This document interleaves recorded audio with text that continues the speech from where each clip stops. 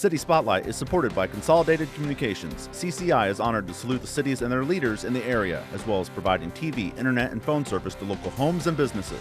We live where we work and are proud to support the communities we serve. More information available at consolidated.com.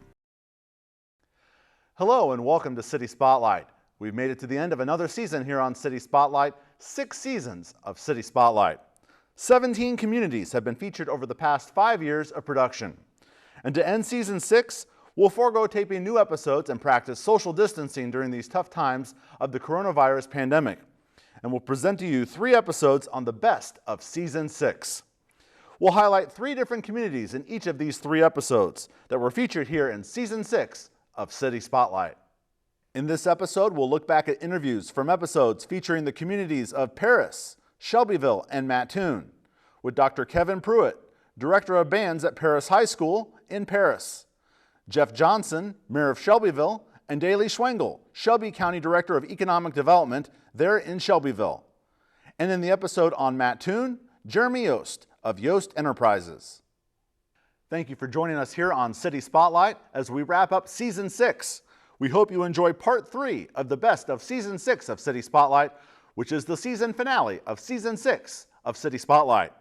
We look forward to bringing you season 7 in the near future. Stay safe and thanks for watching. I'm actually originally from Paris, born and raised here. Both my wife and I were born and raised here and came up through the band program.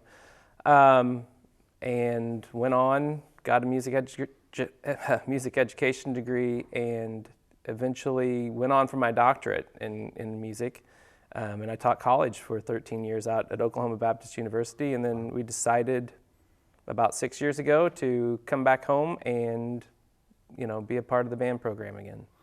So you told me beforehand you've been the director of bands here for 6 years. What is it like to teach now at your alma mater? Obviously, this is not the same building that you went to school at. Obviously, it was the old Paris High School. What's it like to be back on home turf and giving back in the way of directing the current Paris High School band students? It's unique. It's a very unique experience. I was used to teaching college kids for 13 years, and in that situation, that setting, and kids who were going to school to study music. That was their career goal. And come back and be more of a part of the foundation of the music education was a lot different. Plus, coming back home to a place where everyone has known me since I was born, in some cases, is a lot different. And being a part of a band program that has such a long tradition it's a little intimidating when you first come back, because as a high schooler, I wasn't really aware of it. I just knew we were a big, powerful, fun band to be in. I didn't really understand everything that was going on in the background or even the history of it all until much, much later. And so, let's talk a little bit about that rich history. Okay. What can you tell us about that? Well, one of the more fascinating parts about our program is the connection that we have to A. Austin Harding, who A. Austin Harding was born, I believe, in Georgetown or Ridge Farm. I think it was Georgetown, Illinois, but moved here and was really one of the first band directors in Paris, Illinois, starting a small band that was a part of the community events. Well, he went on and eventually became the first band director at the University of Illinois. Is a legend in all band things. If you were to go to the U of I and talked to Barry Hauser, the band director there, former Eastern Illinois band director as well, Barry would tell you everything you ever wanted to know about A. Austin Harding and his importance to everything that has to do with band. So even starting back with him and going on up to famous names, at least in the Paris area. Lou Waterloo is a name that's always thrown around as a band director who was here for a long time, very influential. And then the era that I grew up in, we had Warren Sperry, who was here for at least around 30 years. A long time, taught a lot of band kids in that time. And so we were a town at that point in time of around 10, 11,000, had a high school, and I was there, about 800, and 240 of them were in band. That's amazing. When a quarter of your school is in band, that's a pretty impressive number, That obviously shows when you have a quarter of your school, almost a third of your school is in it. the band program is a big deal. We're happy to have, anywhere between, around 10-15% of the band, or 10 to 15% of the high school population in band is pretty impressive for us. But when you look at that big of a population, it was a pretty impressive time. Let's talk about your current band, and let's start with the fall, which brings about marching band. Yeah, it's a pretty unique program that we have here now. Most schools have their full marching band, and that is the band that does halftime shows. And if they do marching competitions, that's the same group. With us, my predecessor, Dan Tripp, had actually started a competitive marching band that was extracurricular. Okay. So it's different in that it is a non-auditioned extracurricular group for kids who want to be a part of it. And for the longest time, they were two separate entities. Okay. Now we have kind of combined them in that there are some kids that are not in it, but it's an extracurricular group that these are kids that really want to be a part of it. So out of that group, I think we have about 90% of our kids are in the competition group anyway. And we compete all around Central Illinois. We try to do the University of Illinois band competition, and this past year, for the first time, at least in my tenure, we did Illinois State University's Marching Band Championship as well. It's a pretty impressive thing, coming from marching band when I was growing up, which was very structured and squad-like and not quite so extravagant. Right. And now it's all about props and sets and dancing. Yes. We have to teach marching band kids how to dance and do some things on the field.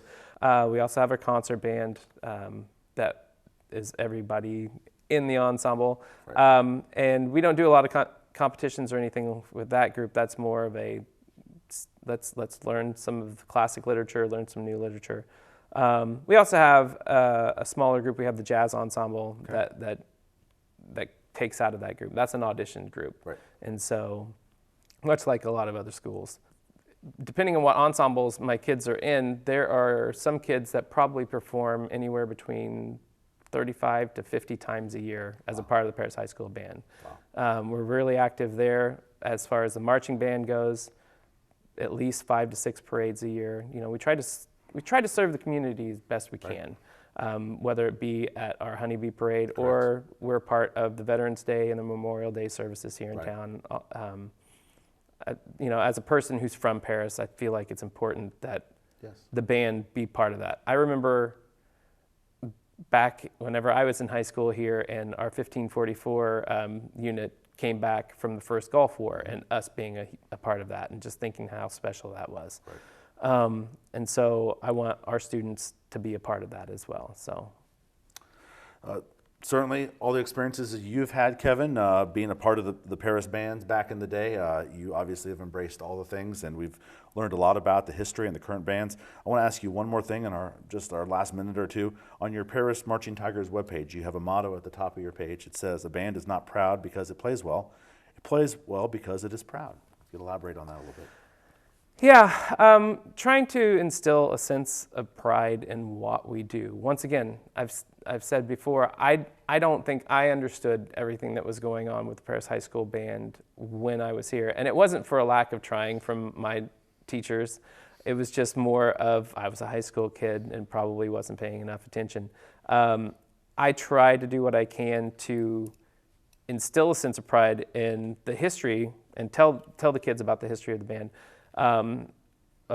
Focusing on our level of performance, being a part of the community, all of those things, and letting them know why we do things a little bit more, hoping that they will take pride in it. Because I remember as a Paris High School student, we were proud because we were big, we were loud, we'd march down the street and chests held high, heads held high, thinking we were it. And when we did that at parades, like in my case, we went to the Orange Bowl parade, crowd reaction was insane for us. Right.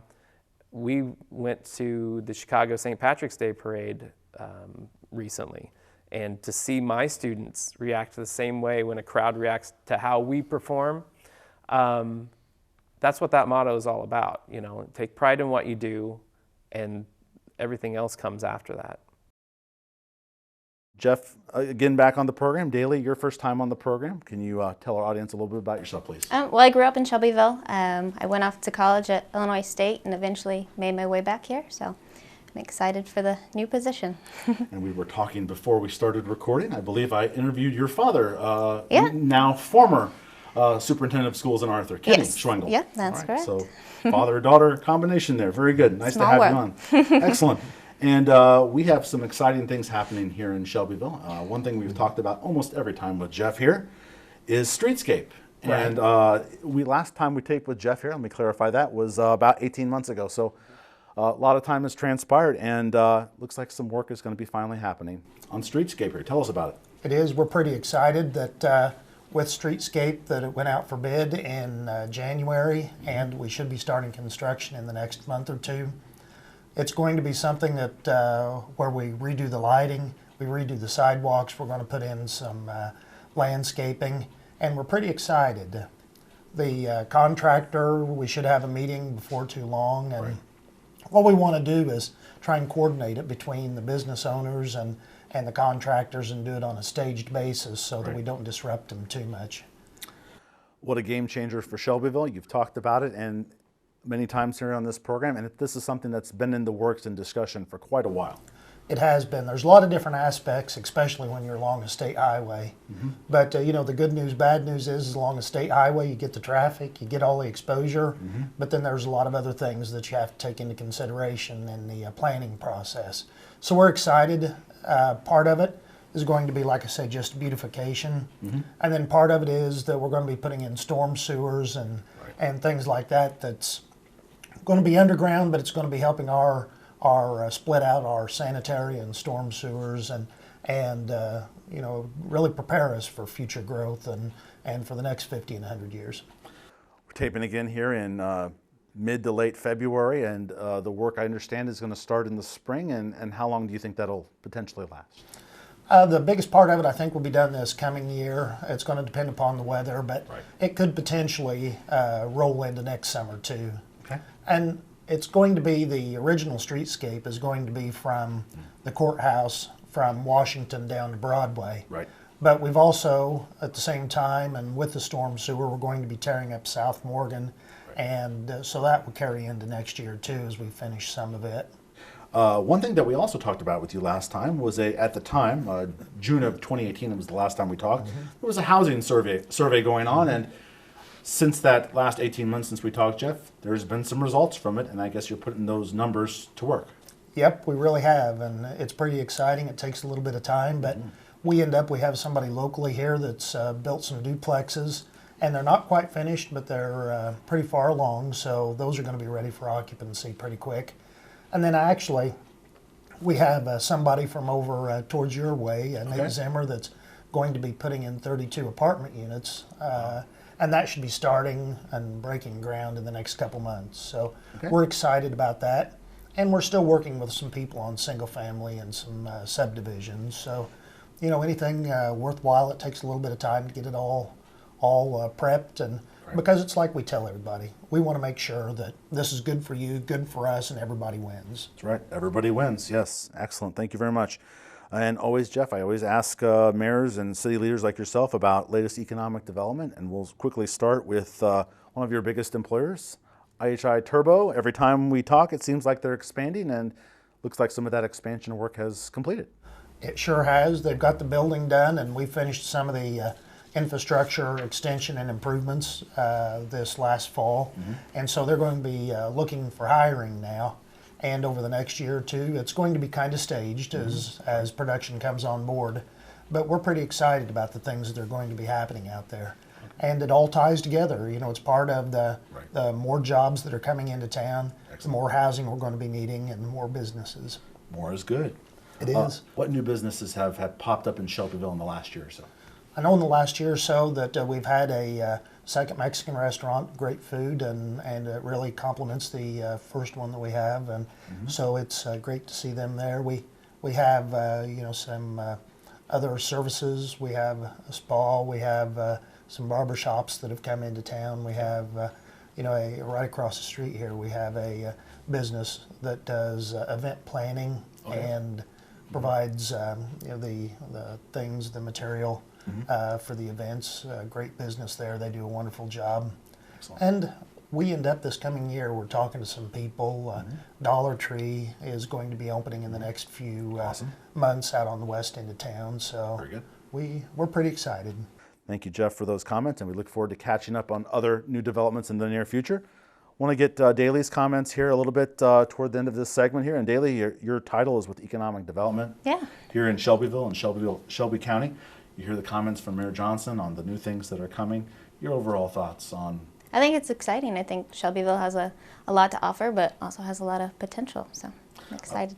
How long have you been on the position? I just started this week, so. Oh, congratulations! Yeah, thank you. Having you right off the bat. What are you excited about this position that you have, and maybe what are some shorter, long-term goals you'd like to do with this position here in Shelbyville? Well, I'm excited to see how the housing, how that all turns out, and I'll be working a little bit with the census and everything like that. So I'm excited for that part of it too. So. And pretty exciting. Any community that's able to upgrade their beautification with a project like Streetscape that's been in the plans for so long, it's finally going to get done. It'll be exciting to see. Good timing for you. It's something like that's going to be happening and all those things. Just a final minute here or so. Jeff, any final comments here? It's exciting new year and lots of things on the horizon. There really is, and we're so fortunate that Daly was able to come to work and that we can work as a team to keep things moving, because it is you can't take economic growth for granted. You have to work at it all the time, and you have to go out and find the businesses and find the right combinations. So we're looking forward to working with Daly and bright future, more things to talk about in the future. Thank you for tuning in to City Spotlight. You can check out past episodes, including the one you're watching right now, on YouTube. To check out recent episodes of Central Illinois towns featured on City Spotlight, search on YouTube, City Spotlight, with the show number and the name of the town. Listed on your screen are the last 5 episodes of City Spotlight. My name is Jeremy Yost, and I'm originally from Charleston, Illinois. And my family moved here in 1989 from Metropolis, Illinois. Okay. My father, Don, opened up a bar and restaurant banquet facility called Sticks. Ran that for a number of years. Supported the community and EIU for a number of years. We truly bleed blue. And now we've kind of diverted from the bar business, did many real estate ventures, and now we're getting into hospitality. All right. Which now leads into our Hilton Garden Inn and Convention Center. Very good. You've been referenced in other communities, City Spotlight episodes. I know Arcola, you've done some work there with some residential development there, so you've been referenced there as contributing outside of the Charleston, Mattoon area. Yes. But we're going to specifically talk about the exciting Coles Center development area there. Ed Dow talked about that in our first segment here. And Ed talked a lot about the 2 health facilities that are being developed out there, HSHS facility and Blue Cross Blue Shield. And we're going to talk specifically about the convention center and hotel with you. Before we dive into that a bunch, that land has been there for quite a while. Anybody that passes that land area there on Route 16 just to the east of Interstate 57, took a while for that construction to get going, didn't it? It did. This development has been in progress for over 10 years. My family started it with another family member many years ago, and for other reasons being, we couldn't get the project to get up and going. So we ended up selling the land back to Agricel. And so about 18 months ago, I started redeveloping the project and really kicked it into high gear and was able to get things going into place. So I revisited Agricel and we repurchased the land again, and was able to get everything locked up and start construction on 102 Key Hilton Garden Inn and Convention Center. And we'll talk more about that brand and how significant that is to that. So again, Ed Dow talked about it a lot in the previous segment, specifically the 2 health facilities, but a hotel and convention center. Talk about why this was needed here in the Coles County area. It's definitely something that's been missing for many years in Coles County. Our families firmly believed that bringing in a hotel of this quality along with a convention center would serve as an anchor to the business community. Many other businesses would want to follow and come in, because when you have a large hotel and convention center, you have numerous opportunities to bring in different meetings to the area, not just for like Lakeland Junior College or Eastern Illinois University, but for the other businesses that serve in the community. I mean, we've got Rural Kings corporate headquarters in Mattoon, Consolidated Communications, First Mid's corporate headquarters are in Mattoon. So there's many businesses that we can serve, not to mention I am sure we will be doing business with Blue Cross Blue Shield and HSHS Medical, Right. and we hope to partner with many other businesses in the communities. We're taping here on March 9th with Jeremy. Because of the rain and everything that was scheduled, I already got some sunny day video that folks are seeing at home. And as I was getting video of the land and everything being built, obviously you can't not notice the interstate traffic flowing behind everything that's going on there. And wow, the geographic location of it has to be a home run. Oh, it's hands down the best spot that could be developed in Coles County. We're just off Interstate 57. We've got the corner lot in the Coles Center development area. And for the Hilton Garden Inn and Convention Center to be where it's at, it's easy access off of Route 16. We're going to have a 4-story building that's just going to be immaculate, and individuals driving on 57 north or south will be able to see it. It'll be a kind of a landmark for Mattoon. Exactly, a landmark, something that you notice. And you mentioned the name of the hotel, and how big a deal is that to get a name brand such as Hilton? Not that we're doing a commercial here for them, but to get a name brand for the hotel. It's extremely difficult process. Hilton is, in my opinion, the #1 brand in the world when it comes to franchises. They are extremely meticulous with their paperwork and their studies that they do to make sure you're putting in the right product. They were very supportive of this development first time around, and obviously this time around. And it's going to be a first-class hotel. We're getting the first redesign in the United States of Hilton Garden Inn. Wow. So that's something that's going to be very neat to Coles County and Mattoon. All right, shiny and new. What details can you tell us about how many rooms? I think you may have mentioned already the rooms, but the space, what will be inside? We're going to have 102 keys. So whenever you first come in, we're going to have a little country store next to the check-in area for guests that are going to be staying. We're going to have quick access to food for them if they need it. We'll also have a full-service restaurant, breakfast, lunch, dinner. On top of that, we'll have a full-service bar. And we're going to be able to, provide something that's a little different than what our area's got now, and hopefully put a smile on everybody's face that comes into the hotel. You've previously talked about this wonderful project, and specifically the Hotel and Convention Center on previous airwaves, and you talked about why this was really needed, as something for people to come and stay at. I think you talked about how Eastern Illinois Athletics, not to single out EIU, but a place for, as far as the hotel aspect is concerned, another place for people to stay when they're coming to either visit Charleston or Mattoon. Oh, 100%. There's not enough hotel rooms in the area, especially for some of the teams. Not all of the teams that come in to play Eastern or Lakeland can stay in the area. Right. A lot of them go south to Effingham, some of them go north to Champaign. And this is a great opportunity now to be able to capture that and allow those teams to stay in Coles County, closer transportation for them to and from the games. And it's something that we're very excited to be able to accommodate because it's not been done before. All right, so we've been showing video of the development area, nice sunny weather video of the construction being done there with the three facilities. And people probably want to know, barring any crazy weather between now and whenever it opens, when can we expect it all to be done? Sure. As long as Mother Nature decides to continue to somewhat cooperate, right. I feel very optimistic that November, December of this year, we will be opening up the Hilton Garden Inn and McKenna Yost Convention Center. Wonderful. We look forward to seeing that. Maybe we can get a little tour from you here on City Spotlight of the shiny new thing. Definitely. To Coles County, Mattoon, Charleston area. Very good.